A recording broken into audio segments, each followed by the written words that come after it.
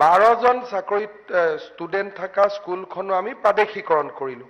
কিন্তু তেতিয়াই মই কৈ থৈছিলোঁ যে চক মানৱীয়তাটো কৰিলোঁ, কিন্তু সদায়তো আৰু মানৱীয়তাটো নহয়। গতিকে দুখটো মোৰ যে কম ষ্টুডেণ্ট থকা স্কুল যদি এখন চাই যে কম ষ্টুডেণ্ট থকা স্কুল কৰা অৰিজিনেল গভৰ্ণমেণ্ট স্কুল খুব কম বন্ধ হৈছে।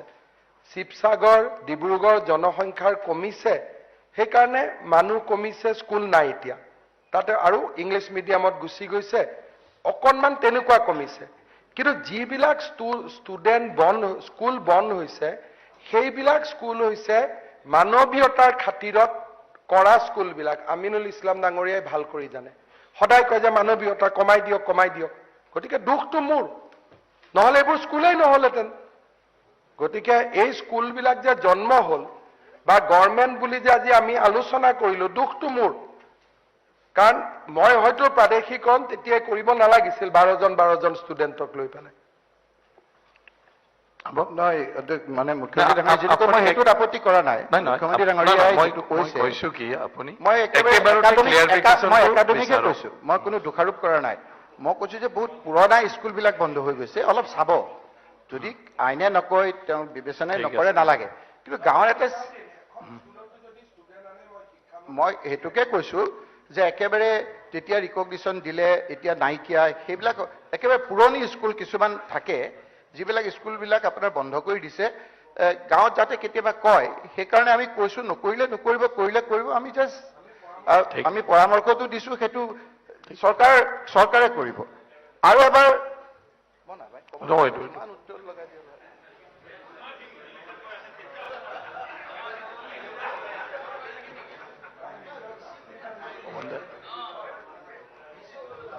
মাননীয় মুখ্যমন্ত্ৰী ডাঙৰীয়া, আমি দেৱব্ৰত শইকীয়া আৰু আমি গৈছিলোঁ ওদালগুৰিত।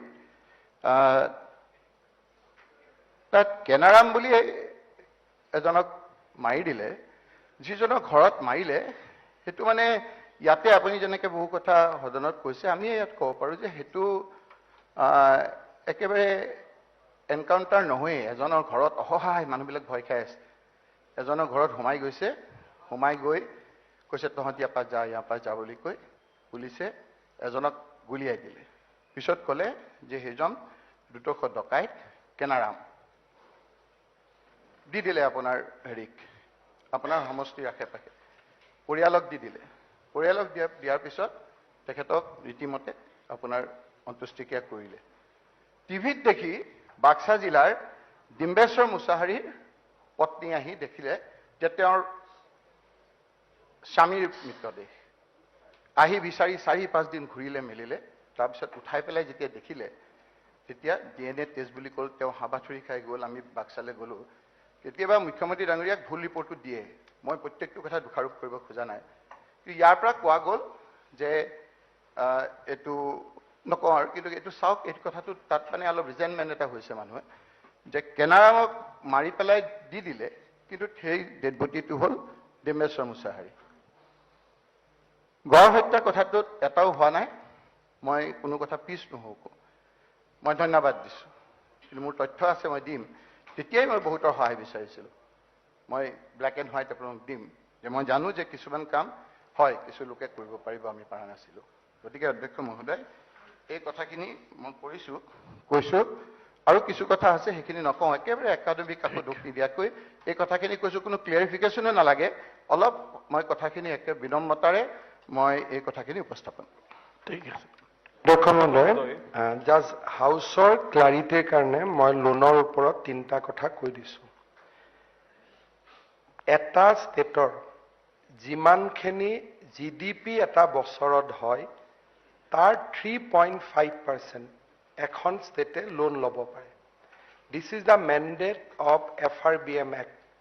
অসম বিধানসভাত এই FRBM Actখন মুখ্যমন্ত্ৰী তৰুণ গগৈ থকা দিনত পাছ হৈছিল। তাত ছেকেণ্ড কণ্ডিশ্যনটো হ'ল যে টেক্স GDP ৰেচিঅ' 32% ক্ৰছ কৰিব নালাগে। এই দুটা কণ্ডিশ্যন যেতিয়া পূৰা হয়, তেতিয়া কেন্দ্ৰীয় চৰকাৰে এখন ষ্টেটক অথৰাইজ কৰে যে এই বছৰত আপুনি ইমানখিনি লোন ল'ব পাৰিব। এতিয়া লোন ঘূৰাই দিয়াটো আপোনাৰ অপশ্যন নহয়, প্ৰতি 10 বছৰত ইয়াক বুলেট পেমেণ্ট বুলি কয়, যে 10 বছৰ হোৱাৰ দিনাখনেই লোনটো ৰিজাৰ্ভ বেংকে নিজে নিজে কাটি ল'ব। চ' এই বছৰ আমি 2000 কোটি টকা ঘূৰাই দিছো, 27 মাৰ্চত আমি ঘূৰাই দিম। এই 2000 কোটি টকা কোন তাৰিখে ধাৰ লৈছিলে? এই 2000 টকা ধাৰ লৈছিল আজিৰ পৰা 10 বছৰ আগত, তাৰমানে 2013 চনত। 2013 চনত তৰুণ গগৈ ডাঙৰীয়া মুখ্যমন্ত্ৰী থাকোঁতে এই বছৰত 2000 টকা ধাৰ লৈছিল, 23ত আমি ঘূৰাই দিম, কিন্তু ইণ্টাৰেষ্টটো বছৰে বছৰে দিব লাগিব। এইটো হ'ল ৰিজাৰ্ভ বেংকৰ নিয়ম। কোনোবা ষ্টেটে যদি এদিনৰ কাৰণেও মূল ঘূৰাই নিদিয়ে, ডেট ষ্টেটৰ যিটো টকা চেণ্ট্ৰেল গভৰ্ণমেণ্টৰ পৰা আহে তাৰ পৰা চ'ৰ্চতে তেওঁলোকে কাটি ল'ব। এতিয়া ইয়াৰ ওপৰত এটা ফিস্কেল ডিচিপ্লিন নিৰ্মাণ কৰা হয়। এতিয়া বাজেট হৈ যাব, আমি চেণ্ট্ৰেল গভৰ্ণমেণ্টক আবেদন কৰিম যে এই বছৰ আমি কিমান লোন পাম। চেণ্ট্ৰেল গভৰ্ণমেণ্টে হিচাপ কৰিব যে এওঁলোকৰ GDP হ'ব 5,50,000 crore, গতিকে তাৰ এগেইনষ্টত তেওঁলোকে লোন ল'ব পাৰিব 3.5%। আৰু যোৱা বছৰ যদি কিবা পোৱা লোন লোৱা নাই, that will be carry forward। 15 চনত আপোনালোকে যিখিনি সমালোচনা কৰিছিল যে কিয় লোন লৈছিল, 15 লোন মই বিত্তমন্ত্ৰী হিচাপে লোৱানখিনি 25ত মই মুখ্যমন্ত্ৰী হিচাপে ঘূৰাই দিব লাগিব। তাত কোনো অপশ্যনে নাই। 10 বছৰৰ মূৰে মূৰে বুলেট পেমেণ্ট বুলি কয়, এইটো ঘূৰাই দিব লাগিব। আৰু নাবাৰ্ডৰ পৰা লোৱা লোনখিনি 2 বছৰ হলিডে থাকে, থাৰ্ড ইয়াৰত ইণ্টাৰেষ্ট আৰু প্ৰিন্সিপল দুইখিনি ঘূৰাই দিব লাগিব। সেইকাৰণে এই বছৰ আমি 2000 টকা মূল ঘূৰাই দিম, অহা বছৰ আমাৰ 3500 টকা মূল ঘূৰাব লাগিব, 2025ত আমি এনেকে বাঢ়ি বাঢ়ি গৈ থাকিব। মূল ঘূৰাই নিদিয়াকৈ কোনো চৰকাৰ থাকিব নোৱাৰে। তৃতীয়তে হ'ল যে অসমত আজি আমি যিমান টকা লোন ল'ব পাৰোঁ তাতকৈ আমি বহুত কমত লৈ আছো। আৰু কেতিয়াও কোনো মুখ্যমন্ত্ৰীয়ে, মোৰ নাজানো, মোৰ যদি কিবা ইয়াত স্পীচ আছে, লোন লোৱাক সমালোচনা কৰি, লোন লোৱাক তেতিয়া সমালোচনা কৰা হয় যেতিয়া ৰিজাৰ্ভ বেংকৰ পৰা বাহিৰত গৈ লোন ল'ব চেষ্টা কৰা হয়। অসমত একমাত্ৰ উদাহৰণ বাহিৰত গৈ লোন ল'ব চেষ্টা কৰা পিয়াৰলেছৰ পৰাই লোন লোৱা আছে, যি ৰিজাৰ্ভ বেংকৰ বাহিৰত গৈ লোন লৈছিলে। ৰিজাৰ্ভ বেংকৰ ভিতৰত গৈ লোন লোৱাটোৰ কাৰণে কোনেও সমালোচনা কৰিব নোৱাৰে, কাৰণ চেণ্ট্ৰেল গভৰ্ণমেণ্টে ব্ৰেক লগাই দিব 3.5% পাৰ হৈ গ'লে। এইটো ইট ইজ এটা আনইভেণ্টফুল এটা ডিছকাশ্যন এটা, কাৰণ বাজেটিঙত এই ৰিচোৰ্চটো লিখাই থাকে যে ইমান টকা বড়ো কৰিব। আৰু 5 বছৰৰ মূৰে মূৰে ফাইনেন্স কমিশ্যনে কেতিয়াবা কিবা লোন ৱেভ কৰি দিয়ে যে ঠিক আছে, এইখিনি লোন ঘূৰাই দিব নালাগে, আপোনালোকক আমি ৱেভ কৰি দিলোঁ। সেইকাৰণে মোৰ মতেদি যে এই লোনৰ বিতৰ্কটোৰ কোনো মান্যতা নাই, কাৰণ এই হাউচে আইনখন পাছ কৰিছে। কোনোটো এমেণ্ডমেণ্টো নাছিল কংগ্ৰেছৰ ফালৰ পৰা যে 3.5% নালাগে 2.5% লওক। এইটো কংগ্ৰেছৰ ফালৰ পৰা মই কৈ আছো। কংগ্ৰেছৰ ফালৰ পৰা তৰুণ গগৈয়ে দিয়া FRBMত কংগ্ৰেছে কিয় এমেণ্ডমেণ্ট দিব? যেতিয়া FRBM আইন পাছ হৈছিলে আপুনি দিছিলে, কংগ্ৰেছেতো দিয়া নাছিলে, কাৰণ কংগ্ৰেছৰে FRBM। গতিকে কংগ্ৰেছে FRBM আইন পাছ কৰিছে যে ইমান টকা লোন ল'ব পাৰে, আৰু সব কংগ্ৰেছ চৰকাৰে লয়। ছত্তীশগড়তো চেঞ্চুৰী কোবাই আছে একদম ওপৰলৈকে। মই চেঞ্চুৰী মানে কৈছো যিমান এলাও সিমানলৈকে গৈ আছে। আমি যিমান এলাও তাতকৈ আমি 20-30% কমত আছো। গতিকে আমি 80-70 মাৰি আছো, কংগ্ৰেছ চৰকাৰবিলাকে নিজৰ নিজৰ ষ্টেটত 100 মাৰি আছে। Akhil, to the point clarification. No argument. তাৰপিছত আমাৰো এটা হেৰি আছে, ইয়াৰ আগত যেতিয়া 1 লাখ নিবনুৱাৰ নিযুক্তিৰ প্ৰশ্নটো উঠিছিলে ইয়াৰ আগৰখন বাজেটৰ সময়ত, তেতিয়া মুখ্যমন্ত্ৰী ডাঙৰীয়াই কৈছিলে যে এবাৰ কৈছিলে বিৰোধী পক্ষৰ বিৰোধী নেতাজনক যে আপোনাৰ কাৰণে 1 লাখ নিযুক্তিৰ মিটিংখনত এটা চিট ৰাখিম। নেক্সট বাৰ মোক কৈছিলে যে 1 লাখ নিবনুৱাৰ নিযুক্তিৰ, হয়, মোৰ প্ৰশ্নটো হ'ল মই যিটো বিচাৰিছো সেইটো আপুনি ক্লিয়াৰিফিকেশ্যনটো বিচাৰক, কি লাগে। মুখ্যমন্ত্ৰীয়ে কৈছিলে যে নিৰ্বাচনী ভাষণত কৈছিলে যে একচুৱেলি 31 মাৰ্চ 2022ৰ ভিতৰত 1 লাখ নিবনুৱাৰ নিযুক্তি দিব আৰু তাৰ পাছত তেওঁলোকৰ একে নিৰ্বাচনী ইস্তাহাৰটো একেটা কথা কৈছিলে নাই নাই ইয়াতেও কৈছে আপুনি এতিয়া কি জানিব বিচাৰিছে সেইটো কওক মই সেইটোৱে 1 লাখটো ইমাত্ৰ কৈ গৈছে সেইটোৱে 1 লাখটো কৈছিলে মাত্ৰ আপুনি কি জানিব বিচাৰিছে গভৰ্ণৰ দুই বছৰত দিলো হৈ গ'ল হয় না অধ্যক্ষ মহোদয় এইটো এটা হাউচত এইটো ডিবেট হ'ব পাৰে নেকি যে 1 বছৰত আপুনি 1 লাখ কৈছিল কিমান মানুহে ইলেকশ্যনত শিৱসাগৰখনকটো কি বনাই দিয়া কথা আছিল ইলেকশ্যন ভাষণ যদি শুনো বা ইলেকশ্যনৰ পিছত যদি শিৱসাগৰত কি বনাই দিয়া কথা আছিল আজিতো শিৱসাগৰত গ'লেতো মানুহে দুখ কৰি আছে গতিকে অধ্যক্ষ মহোদয় কথাটো হ'ল যে এবছৰত যে কোভিড হ'ব এইটোতো মই নাজানিছিলো ইলেকশ্যন হওঁতে এতিয়া কোভিডৰ সময়ত মই 1 লাখ 10 লাখ 5 লাখ মানুহক পৰীক্ষা দিব লৈ গৈ কোভিড কৰাই পেলাই মই এজন হত্যাকাৰীৰ পুৰস্কাৰটো ললোহেঁতেন নেকি মানুহেতো কোনো আপত্তি কৰা নাই যে ঠিক আছে এবছৰত আছে 2 বছৰত দিব ইমানে কথা আপোনালোকে 2 লাখ দিম বুলি কৈ থৈছে মই 1 লাখ কৈছো মোৰ চব স্পীচ আপুনি ৰেকৰ্ড ফিজ আছে আপোনাক দি দিম উলিয়াই লওক না যদি আপুনি মোক স্পীচটো ঘৰুৱাকৈ দি দিব যদি 2 লাখ কৈছো তে 2 লাখ দিব যত্ন কৰা হ'ব ঠিক আছে চেষ্টাততো কোনো আপত্তি নাই ঠিক আছে আৰু 22 মে 1 লাখ হ'ব ছাৰ ৰুলছত কিন্তু এই ৰাজ্যপালৰ বিতৰ্কৰ ওপৰত প্ৰত্যুত্তৰ আকৌ আপোনাৰ বিতৰ্ক নাই গতিকে এইটো নাই সেইকাৰণে বিতৰ্ক নাই বিতৰ্ক থাকিব নোৱাৰে অধ্যক্ষ মহোদয় ছাৰ এটা বস্তু জানিব লাগিছিল হ'ব নাই সেইকাৰণে হৈছে ডেপুটি লিডাৰে কি ক'লে জানিব লাগিছিল নাই আপোনাৰ ডেপুটি লিডাৰটো ক'লে মোৰ এটা কথা আছিল সন্মানীয় সদস্যসকল অলৰেডি ৰাজ্যপালৰ ভাষণৰ ওপৰত ৰিপ্লাই দিলে আৰু ৰিপ্লাইৰ কাৰোবাৰ যদি কিবা এটা ক্লিয়াৰিফিকেশ্যন থাকে সেইটো মোৰ দুটা ক্লেৰিফিকেশ্যন আছে এটা দিলে আৰু এটা আছে আপুনি মোকতো ক'বলৈ দিয়ক তেতিয়া ক্লিয়াৰিফিকেশ্যন খিনি বিচাৰিব পাৰে স্পেচিফিক এইটো ক'ত ছাৰ ইলেকশ্যন কিবা কিবি কেম্পেইনৰ কথাবিলাক ইয়াত আনিব নালাগে অকল ৰাষ্ট্ৰপতি ভাষণৰ ওপৰত যদি কোনোবা এটা ক্ষেত্ৰত স্পেচিফিক যদি ক্লিয়াৰিফিকেশ্যন জানিব বিচাৰে ঠিক আছে তৰ্ক নহয় ঠিক আছে এটা লাষ্ট চিধাকৈ ক'বলৈ দিয়ক দে হয় মানে মই চলাই আছো হাউচখন মই চলাই আছো কোনটো ৰুল মতে মানে এইটো কথাবিলাক কৈ আছে আণ্ডাৰ মই কৈছো এতিয়া অধ্যক্ষ মহোদয় কোনটো ৰুল মতে মানে এই কথাবিলাক কৈ আছে সন্মানীয় সদস্যসকল অলপ ধৈৰ্যটো মই আপোনাকো কৈছো অখিল গগৈ ডাঙৰীয়া চবতে কথাটো খালি এটেকিং নহয় আপুনি ভাল কথাও জানি লওকচোন গতিকে আপোনাৰ যদি ৰাষ্ট্ৰপতি ভাষণৰ ওপৰত যিখিনি উত্তৰ দিছে কিবা যদি স্পেচিফিক আপোনাৰ জানিবলগীয়া ক্লিয়াৰ হ'বলগীয়া কথা আছে সেইটো স্পেচিফিক ভাৱে সোধক ঠিক আছে স্পেচিফিক এটা আছে সেইটো কওক নে ক'বলৈ দিয়ক অধ্যক্ষ মহোদয় কোনটো ক'বলৈ চলি আছে ক'বলৈ দিয়ক অধ্যক্ষ মহোদয় কোনটো ৰুলত চলি আছে অধ্যক্ষ মহোদয় নাই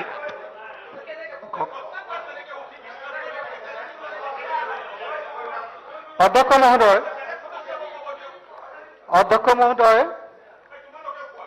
মুখ্যমন্ত্ৰী প্লিজ মই বহি আছো চেয়াৰত স্যার এই স্পিকার কোনো ডিসকাশনের স্কোপ নাই স্যার আপনি রুলখনত চাওকচোন রুল 11 স্যার পেজ নাম্বার 11 সন্মানীয় সদন এতিয়া আপোনালোকে চবে নিজে আইন নিজে চব আৰু লাষ্টত স্পিকাৰক একিউজ কৰে এটা কথা আছে সংসদত কাৰোবাৰ যদি বিশেষ কিবা থাকে উত্তৰৰ মানে ওপৰত আৰু কিবা ক্লিয়াৰিফিকেশ্যন ল'বলৈ সেইটো ক্লিয়াৰিফিকেশ্যন বিচাৰিব পাৰে কিন্তু এই যিবিলাক ষ্টাইলত কথা হৈ আছে এইবোৰ কথা ইয়াত নচলে কিন্তু আপোনালোকে কোৱাৰ আগত মই কেনেকৈ জানিম যে আপুনি কি কথা ক'ব কোৱাৰ পিছতহে না মই হস্তক্ষেপ কৰিম সেইকাৰণে মোৰ তৰফৰ পৰা মই কৈছো যদি সঁচাকৈ তেনেকুৱা কিবা স্পেচিফিক বিষয়ত কিবা আছে ক্লিয়াৰিফিকেশ্যন বিচাৰিব পাৰে ক্লিয়াৰিফিকেশ্যন দি দিব আৰু ইয়াৰ পিছত শান্তিত বহিব লাগে নিজৰ মনোভূত যে উত্তৰ সদায় পাব লাগে এইটোতো নহয় স্যাৰ মই এটা কথা জানিব মোৰ এতিয়া নালাগে আৰু কথাটো লৈ গৈ থাকে এতিয়া আপোনালোকে চলাই থাকক এটা সিঙ্গল পইণ্টটো হ'ল জানিব লগা আছে চবে কিবা এটা কৰে মই বন্ধ কৰিছো প্লিজ ষ্টপ হৈছে আৰু মই কম নে হৈছে বহুতখিনি সময় দিলো আমাৰতো এমেণ্ডমেণ্ট আছিল ছাৰ এতিয়া আমাৰ এমেণ্ডমেণ্ট আছিল এতিয়া মাননীয় সদস্য শ্ৰী ৰূপক শৰ্মাই উত্থাপন কৰা ৰাজ্যপালৰ ভাষণৰ ওপৰত ধন্যবাদ সূচক প্ৰস্তাৱ সম্পৰ্কত ছাৰে এখন সংশোধনী প্ৰস্তাৱৰ জাননী পাইছো। এতিয়া প্ৰথম জাননীখন মাননীয় সদস্য শ্ৰী দেৱব্ৰত শইকীয়া আৰু তেওঁৰ সতীৰ্থ সদস্যসকলৰ নামত আছে। গতিকে আপোনালোকে এইটো উঠাই ল'ব নে মুভ কৰিব? না অনলি স্যাৰ আমি উইথড্ৰ কৰিম, কিন্তু স্যাৰ বহুতখিনি তথ্য বিভ্ৰান্তি মাননীয় দলপতি মহোদয় দিছে, সদনৰ দলপতি মহোদয়, গতিকে আমি অলপ খেদো প্ৰকাশ কৰিছো এই ক্ষেত্ৰত। তো ঠিক আছে। এতিয়া দ্বিতীয় আছে মাননীয় সদস্য হাফিজ বছৰে আহমেদ ডাঙৰীয়াৰ তেখেতৰ সহযোগীসকলৰ। আপোনালোকে উইথড্ৰ কৰিব।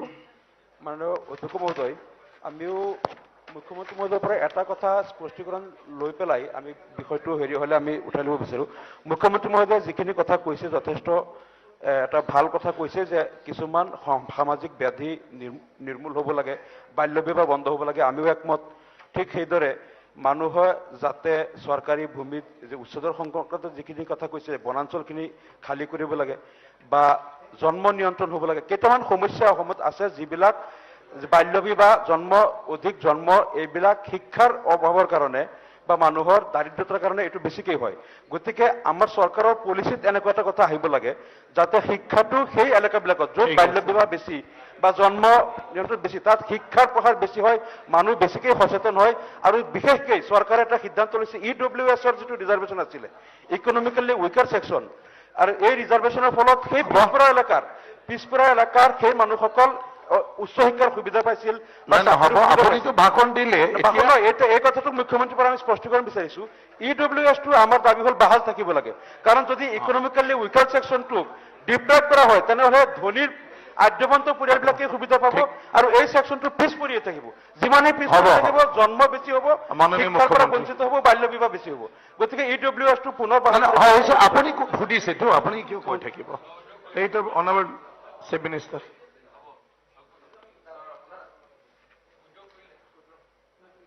ঠিক আছে না, উইড্ৰল কৰিছে আপুনি? ঠিক আছে, আপুনি ইমান লম্বা ক'লে গম নাপায় নহয় আপুনি সুধিছে না কি ঠিক কৰিছে। আছে, এইটো কাৰণে ধন্যবাদ জনাইছো মুখ্যমন্ত্ৰী। EWSটো বাহাল ৰাখিব বুলি যিটো প্ৰতিশ্ৰুতি দিলে। আৰু ঠিক আছে, এতিয়া অকল ভাষণ নহয় হ'ল যে প্লিজ সংস্থাপনৰ কথাটো যাতে অখিল গগৈ ডাঙৰীয়াৰ সংশোধনী প্ৰস্তাৱ আছে, আপুনি উইড্ৰল কৰিব না মুভ কৰিব? সন্মানীয় অধ্যক্ষ ডাঙৰীয়া, মোৰ ক্লেৰিফিকেশ্যনখিনি আপুনি মোক কথন দিব দিছিলে, মই কৈ থাকোঁতে পাছত আকৌ বন্ধ হ'ল। এতিয়া যিটো মোৰ সংশোধনী প্ৰস্তাৱ আনিছোঁ সেই প্ৰস্তাৱটো মই উইথড্ৰ নকৰোঁ। ঠিক আছে, মই এতিয়া সংশোধনী প্ৰস্তাৱটো সদনত দাঙি ধৰিলোঁ। সংশোধনী প্ৰস্তাৱটোৰ সপক্ষে থকাসকলে কওক হয়, সংশোধনী প্ৰস্তাৱটোৰ বিপক্ষে থকাসকলে কওক নহয়। মই ভাবোঁ নহয়ৰ সপক্ষে সংশোধনী প্ৰস্তাৱটো নাকচ হ'ল। এতিয়া চেয়াৰমান আলী ডাঙৰীয়া, আপুনি উইড্ৰল কৰিলে। মাননীয় অধ্যক্ষ মহোদয়, উইথড্ৰ কৰিম। খালি তাৰ লগতে এটা বাক্য ক'ব খুজিছোঁ মাননীয় মুখ্যমন্ত্ৰী মহোদয়ক। তেখেতে যিখিনি সংস্কাৰৰ কথা ক'লে, বাল্য বিবাহ আদি 100% আমি একমত। আৰু মই এজন পাব্লিক প্ৰতিনিধি হিচাপেও আজি এই সদনত ঘোষণা কৰিছোঁ যে আপোনাৰ এই যাত্ৰাৰ লগত বাল্য বিবাহ ৰোধ, শিক্ষাৰ প্ৰসাৰৰ কাৰণে যিমানখিনি নিজকে আত্মনিয়োগ কৰিব লাগে আমি কৰিম। কিন্তু মাননীয় মুখ্যমন্ত্ৰী মহোদয়ক এই সংস্কাৰৰ লগতে এটা অনুৰোধ জনাব খুজিছোঁ যে য'ত য'ত শিক্ষাৰ প্ৰয়োজন তাত যাতে গুৰুত্ব দিয়া হয়। আপুনি নিজে এটা প্ৰতিশ্ৰুতি দিছিলে এই সদনত, মন্দিয়া কলেজত ছায়েন্স ষ্ট্ৰীম ইন্ট্ৰডাকশ্যন কৰিব, মন্দিয়া গাৰ্লছ হাইস্কুলখনক হায়াৰ ছেকেণ্ডেৰী কৰিব, আজিলৈ কৰা নহ'ল। পাটনাবাটি হাল্লা কৰে কেলে? ঠিক আছে, উইড্ৰল কৰা হৈছে। পাটনাবাটি হাইস্কুল, পাটনাবাটি জিপি ছাৰ, পাটনাবাটি জিপি 24,000 মানুহ এখনো হাইস্কুল নাই। আৰু বৰপেটাত এখন কেন্দ্ৰীয় বিশ্ববিদ্যালয়ৰ অতিকে প্ৰয়োজন বা ষ্টেট ইউনিভাৰ্চিটি। এই কথাবোৰ যাতে মুখ্যমন্ত্ৰী মহোদয়ে এই শিক্ষাৰ ক্ষেত্ৰত ইকুৱেলি ইম্পৰ্টেঞ্চ দিয়ে, তেতিয়া আমাৰ এই ইনিচিয়েটিভখিনি ছাকচেছ হ'ব। ধন্যবাদ, উইড্ৰ কৰি ল'লে। মই এতিয়া মাননীয় সদস্য শ্ৰী ৰূপক শৰ্মাই ৰাজ্যপালৰ ভাষণৰ ওপৰত উত্থাপন কৰা মূল প্ৰস্তাৱলৈ আহিছোঁ। মোৰ প্ৰস্তাৱটো হৈছে যে এই অধিৱেশনত মিলিত হোৱা অসম বিধানসভাৰ সদস্যসকলে 10 মাৰ্চ 2023 তাৰিখে ৰাজ্যপালে সদনত আগবঢ়োৱা ভাষণৰ বাবে তেখেতৰ ওচৰত ধন্যবাদ জ্ঞাপন কৰে। প্ৰস্তাৱৰ সপক্ষে থকাসকলে কওক হয়, প্ৰস্তাৱৰ বিপক্ষে থকাসকলে কওক নহয়। মই ভাবোঁ হয়ৰ সপক্ষে প্ৰস্তাৱটো পাৰিতকৰণ হ'ল, প্ৰস্তাৱটো সদনত গৃহীত হ'ল।